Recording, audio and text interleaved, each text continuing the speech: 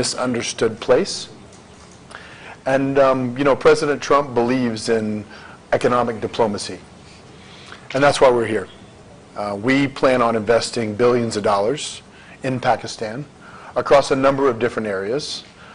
Critical minerals and real estate are where we're going to start. From a real estate perspective, we've brought in our real estate development partners and are going to build some of the most high-end luxury properties that have ever existed in Pakistan.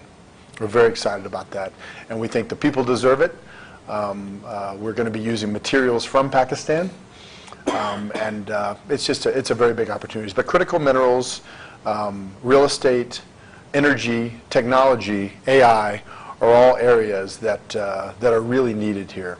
I even have friends in Texas who have their entire back offices outsourced to teams in Karachi, and I think that model is one that's really, really attractive and something that we're just getting started with. So with that, I'm happy to answer any questions. Sir. Yes. This is Adil from Dunya News. Yes, I heard of your interest in the real estate sector of Pakistan. Yes. Since you are one of the closest people of Donald Trump, do you see a real estate investment like the Trump Tower coming to Pakistan in the near future? Look, I would say, first of all, the Trump brand speaks for itself. It's one of the top global brands in the world. My hope is that with the work we're doing, we're setting a foundation for someday brands like that want to come to Pakistan. I don't believe there's any commitment today, but I would hope that with what we're doing and the close alignment of our two countries, that someday that could become a reality. Tariq here. I'm from Aaj News. Welcome you here. My question is, recently one of the close advisor and now the NY, Mr. Richard Grenell, has posted a series of provocative exposed demanding the release of one of the political leaders, one of the former Prime Minister, whose case were and still are pending in the courts, to release him. Don't you think that, and then later on he deleted all those posts, don't you think that this is a clear intervention in our judicial system, and how you view this? First off, I think Rick Grenell is one of the finest people I've ever met. He's a true patriot, an American, and what Rick Grenell accomplishes on literally a daily basis, many people can't accomplish in a year. He's truly a remarkable individual. I would say, as it relates to that issue, look, I think he may have been misled. I also would tell you, he personally told me there are a number of deep fake AI presentations on the internet that have been made out there about that it actually is not true or real at all. So he's been disappointed. But I think Mr. Grenell, Ambassador Grenell, has a very clear, defined view, and I think he supports everything we're doing in Pakistan. This is Suhail Iqbal Bhatti, editor North GTV News. Mr. Jenny, you were the director of finance of Donald Trump's presidential campaign in 2016. Yes. It shows that you are very close to him. My question is, are you going to take any important role in current government? In 2016, I had the blessing of serving President Trump. I was along with Tommy Hicks, I was the finance co-chairman for the campaign, and it was an incredible, life-changing experience for me.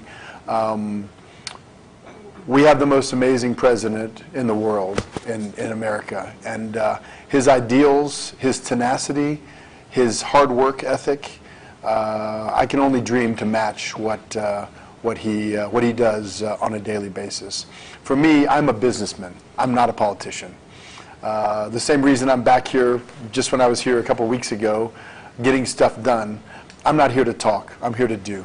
So I have no plans to take an active role in the administration whatsoever. My plan is to be the person in the field getting stuff done, working to deliver the economic diplomacy that America needs to bring to the whole world. And for me, Pakistan is one of those very unique opportunities that's been overlooked, and we hope to build a bridge. Because look, when you build a bridge in business, the government stuff becomes very easy. When you have a reason to care about a place, love of a place. I mean, the people I've met here are some of the best ever. They care about family values. You know, they care about having a job and working hard. They deserve the opportunities that the rest of the world is given.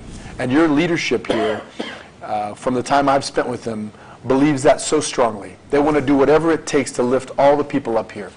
We're even talking about in our housing businesses, you know, we're bringing new technologies here with our partner to build low and middle income housing as well as the super high-end luxury housing on a scale that's incredible. This same technology, tunnel development, has been used in Turkey by President Erdogan very, very effectively.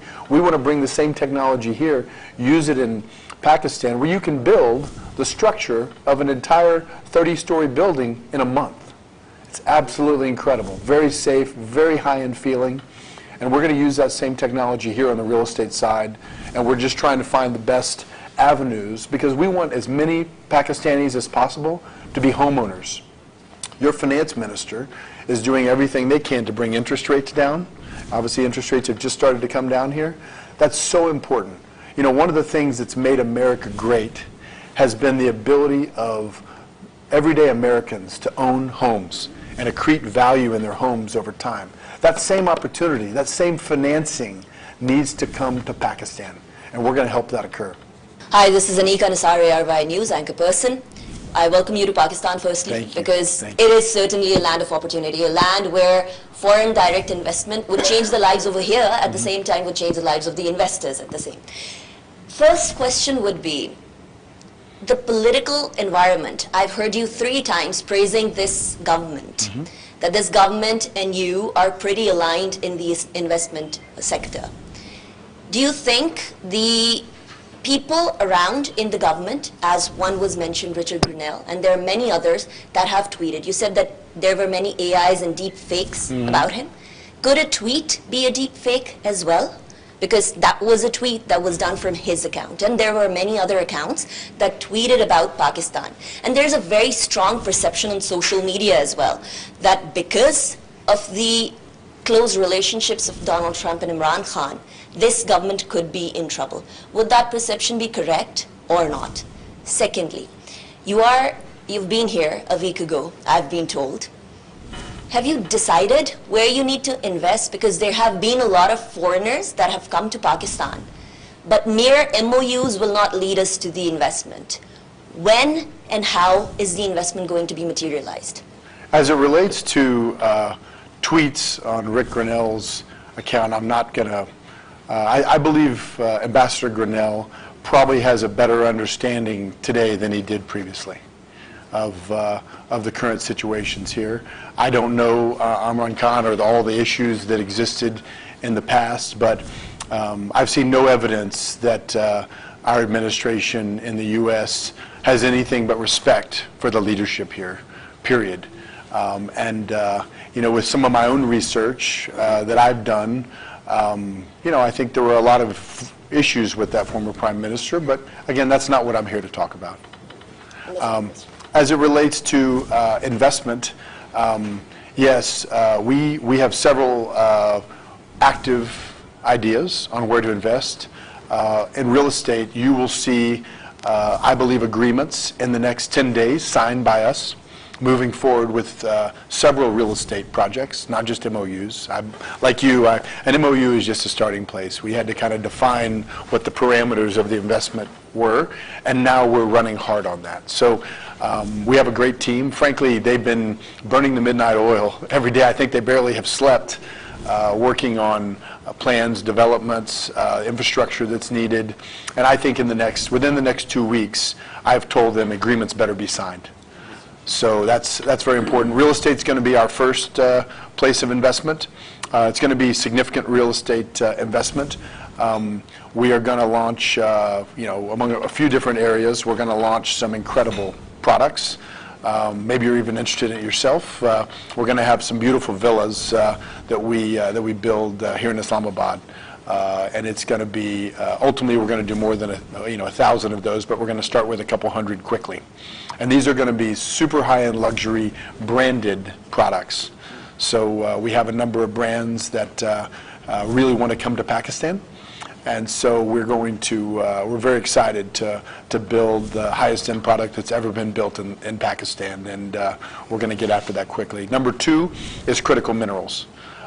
In this country, you have critical minerals intertwined with gold and platinum and other metals. We have several locations and diligence that we're working on right now. We're bringing in the teams as we speak to evaluate those. I believe that we will have one of those signed, agreed to, and funding in the next 2 weeks. So real estate and critical minerals, for us, you know, the U.S. has some real supply chain issues. We have outsourced our supply chain as it relates to critical and rare earths to China, and that's over, okay? We don't have many enemies in the world, but China is a place that's becoming more difficult for us, for sure. And I would tell you that we are going to take this into our own hands, and we are going to go out and get the critical minerals that America and American businesses need. The materials and magnets and defense-related things and the things that we need for batteries, those are going to be things that we control in our hands with close allies.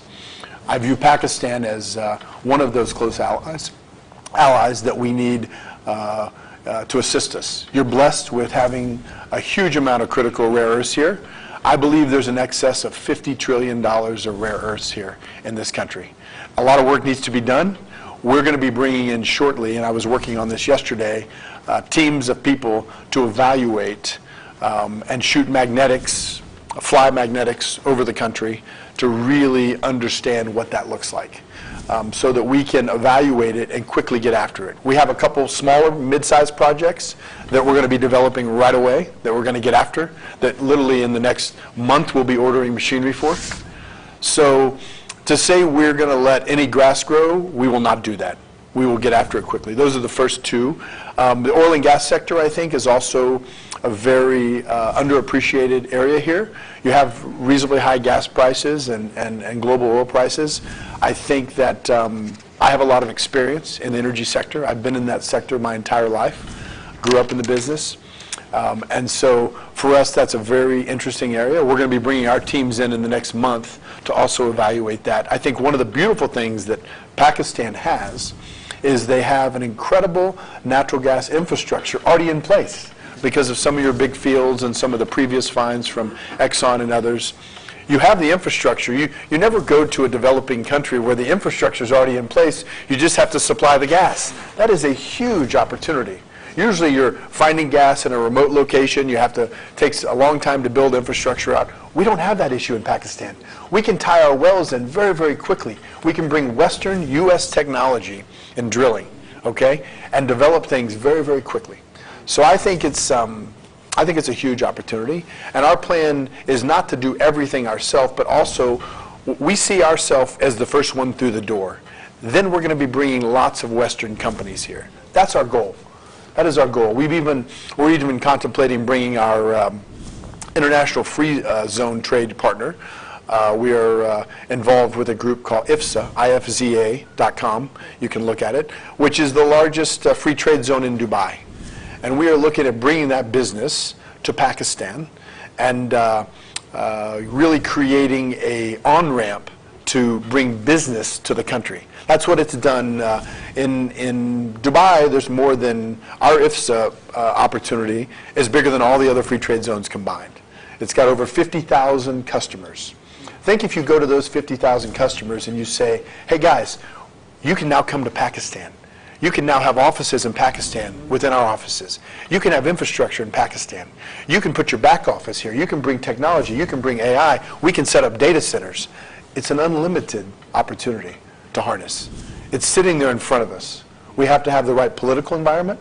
We have to have the right partnerships. And I believe we see that opportunity here. So we couldn't be more excited. Hopefully that answers your question. Amir Ilyas from Express News. Wonderful. You just tell that Biden administration was disgraceful for Pakistan. Yes. And our leadership is very wonderful. How you see Trump administration will go with our leadership and with your investment plans? Well, whenever investment comes in, President Trump is first and foremost a businessman. He gets business. He's a transactional president. If U.S. interests and Western interests are aligned here and working hard and investing in the country, I see a real reason for the U.S. to get behind that. I think the mindset of your leadership and the mindset of President Trump are very similar. I think the opportunities between our two countries, from a business perspective, which is what I'm focused on, I'm not a political person. I'm going to leave politics to other people. But politics and business do mix from the perspective of having some support that's very, very key. And I believe that we will have the support we need here in this country, both from your administration and from our administration. I mean, just think about this. The U.S. needs all these critical minerals, as an example. Think of the opportunity not only to develop the critical minerals here, but also to have a midstream opportunity. We have talked to several partners on the midstream side, the people that would refine it, upgrade it, actually create the end products, and then deliver them to America. Think what that does for the supply chain and the partnership and the economic arrangement between our two countries. It makes it critical. So that's our goal. I think it's important that the minerals that are ultimately produced here are also upgraded here. You know, you're going to see Western interests, and U.S. interests in particular, move into a position of control and very active involvement for the first time in a long, long time. You know, I looked at getting very involved in the critical mineral space years ago, after the first Trump was elected, and it just wasn't the right time. But now is the right time.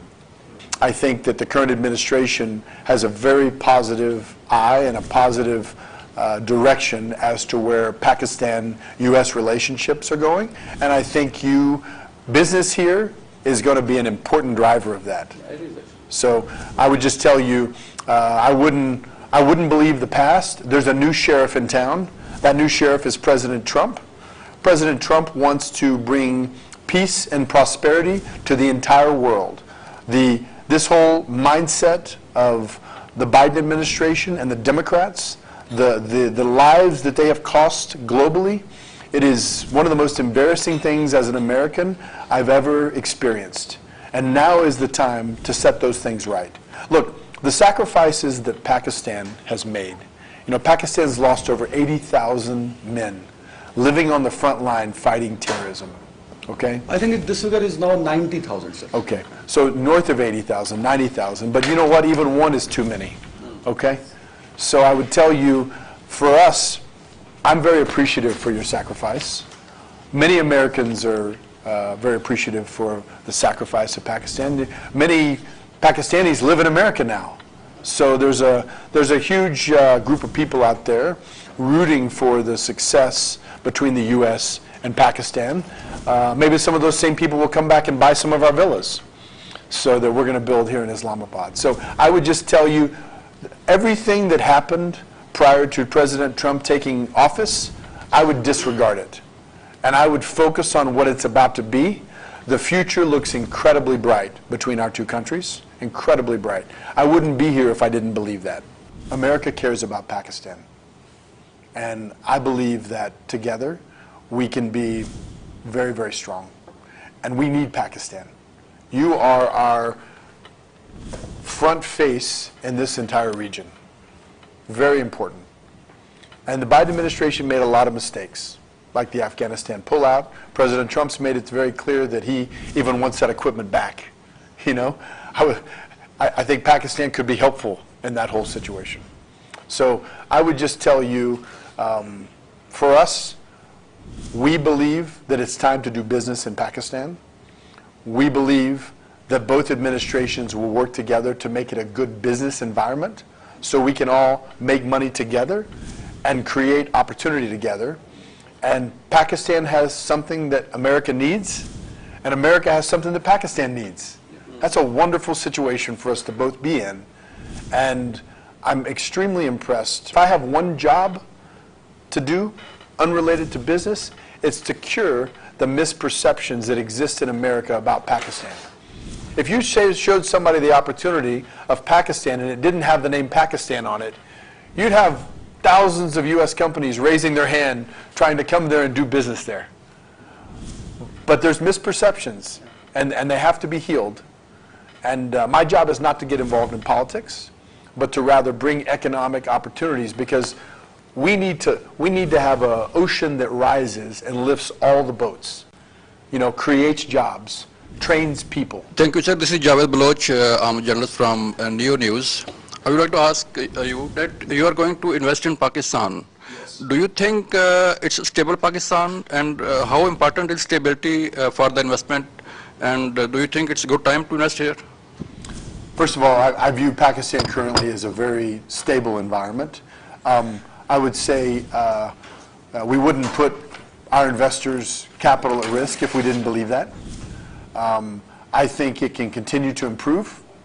I think, things like interest rates need to come down, and they've started, need to come down. I think the stranglehold that the IMF has had on Pakistan needs to change.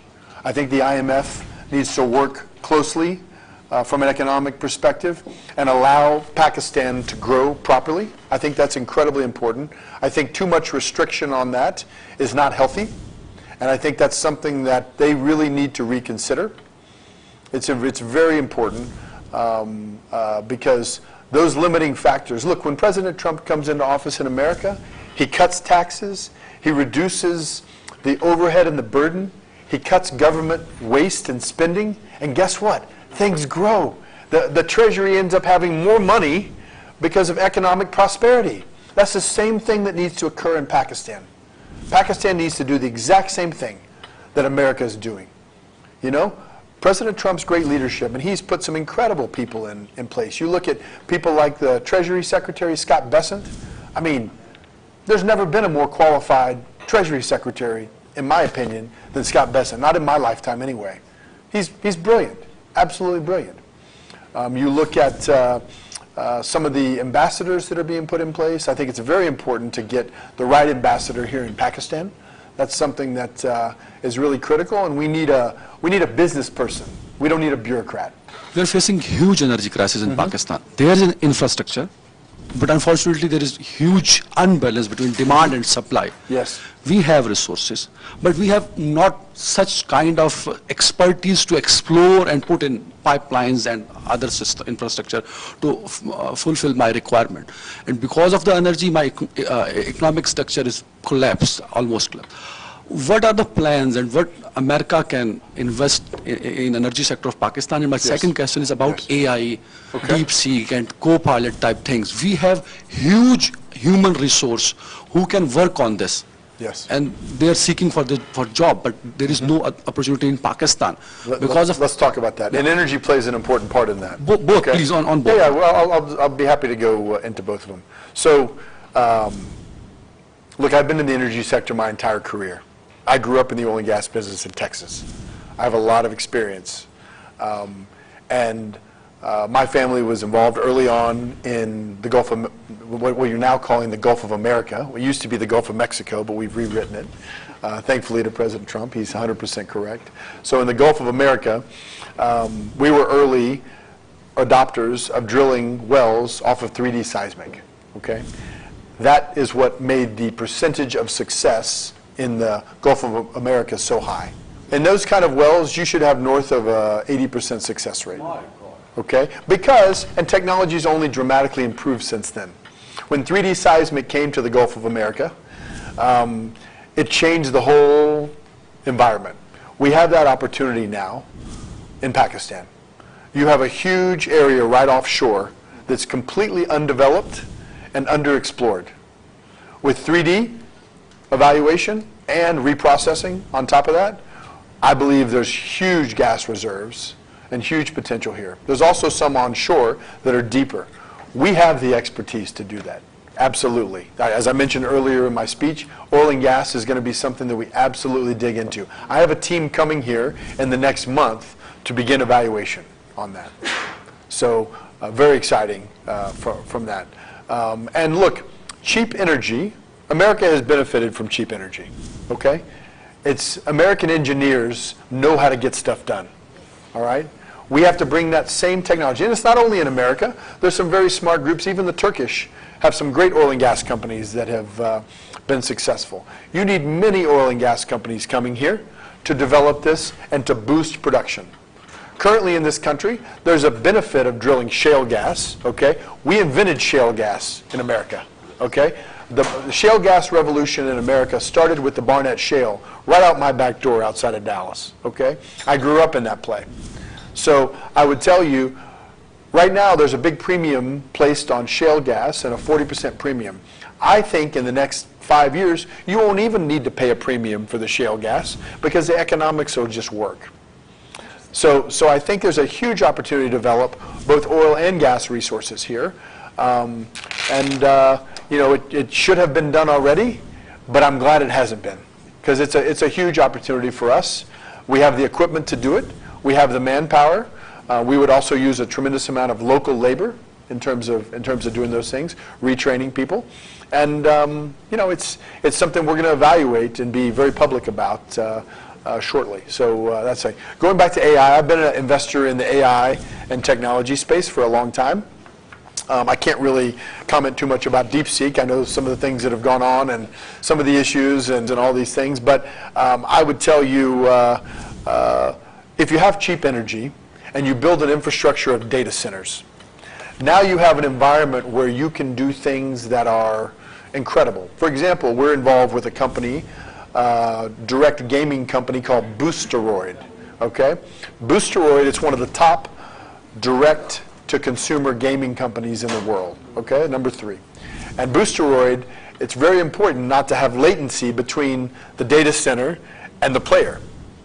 So now you don't need a PlayStation anymore. You play games directly from the data center. It's absolutely incredible. We've been involved with this company for some time, and it's a huge opportunity. But you can't do that in Pakistan if you don't have the right data center. And you can't have the data centers if you don't have the appropriate power. We need smart entrepreneurs to bring platforms, to train people, to hire people, and to build huge opportunities as it relates to the human. You have the human capital here is the most undeveloped in the world relative to how talented they are. That needs to change. I know you had one more. Yeah, can I? Sure. Sir, you are planning to invest Pakistan. Pakistan is the agriculture country. I'm sorry? Agriculture country, yes, Pakistan. Yes. We have 1,000 acres land in Pakistan. Do you have any plan to invest in agriculture and livestock or tourism also? So I'm getting after it as fast as I can here, guys. You know, we've got teams executing and moving forward. Our partners have tremendous agriculture experience. We've done some things in the agriculture space. I would say it's definitely a sector we should look at.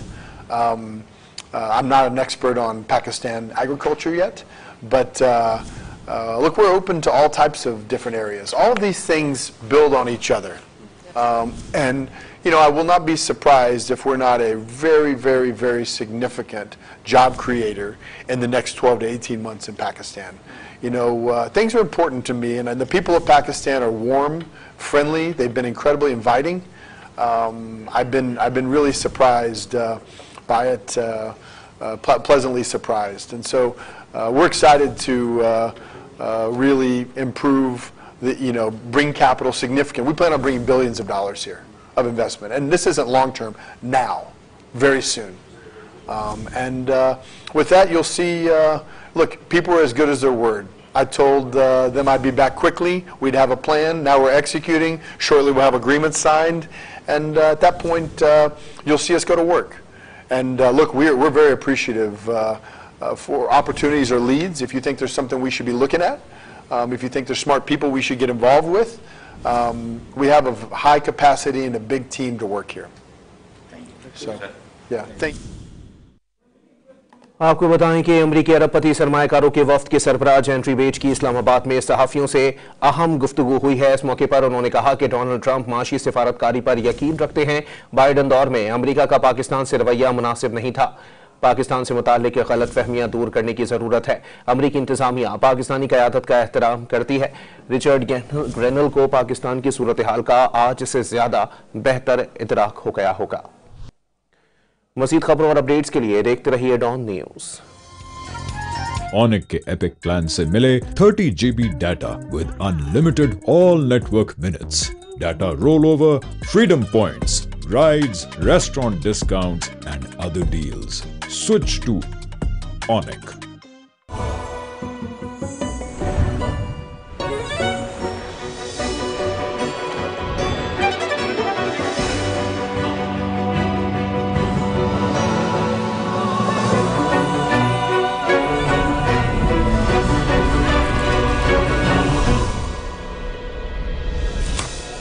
Peak Frames Original Sandwich. Originals are forever. मैं 570 में ले जाऊंगा। Office से घर जाना महंगा पड़ गया। Same ride only ₹450 with Yango. Life में लगेगा इंक्रीमेंट जब बचत होगी विद यांगो। हर रूट पे सबसे कम rate guarantee. Yango, lowest price guarantee.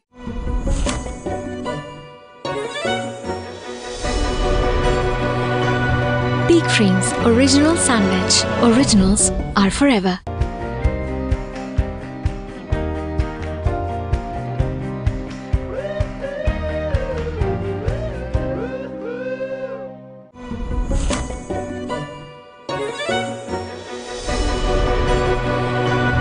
Peak Frames Original Sandwich.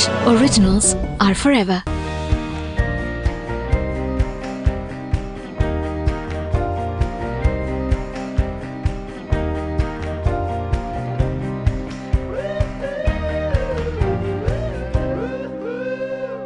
Nido school age nutrition, जो है स्पेशली डिजाइन स्कूल गोइंग बच्चों की ग्रोथ, लर्निंग और इम्यूनिटी को सपोर्ट करने के लिए, ताकि वो भरपूर बढ़ें। Nido nutrition to grow.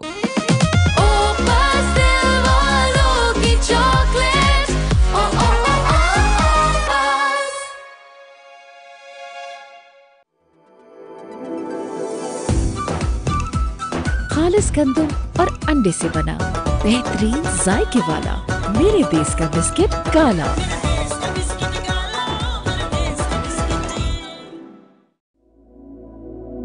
Dawn Media, Breathe Pakistan International Climate Change Conference on the 6th and 7th of February 2025 in Islamabad.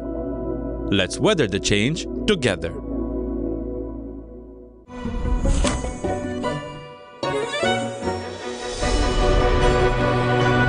Peak Frames Original Sandwich. Originals are forever.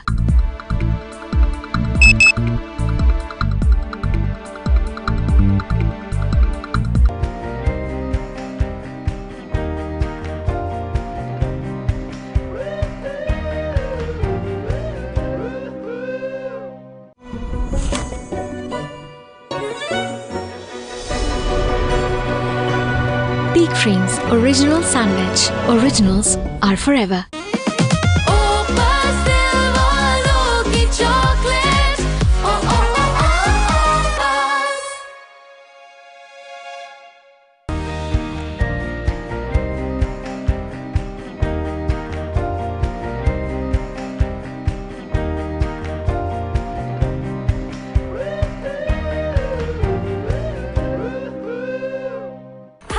सबसे कम rate guaranteed. Yango, lowest price guaranteed. खालिस गंदम और अंडे से बना बेहतरीन जायके वाला मेरे देश का बिस्किट काला।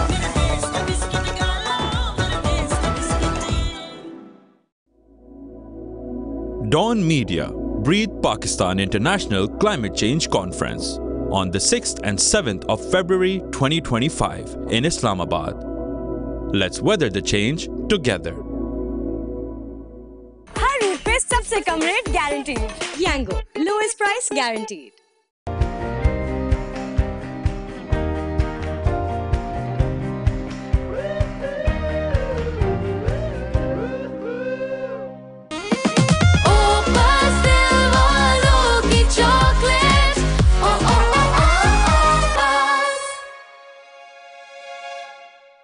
वन्ना सा ज़हन, बड़ा कुछ है सीखना। नन्ही सी जान लेना चाहता है बड़े कदम, इसीलिए इसके नन्हे पेट के लिए बनी नेस्ले सेरेलैक न्यूट्री ब्लेंड की बड़ी खिजा।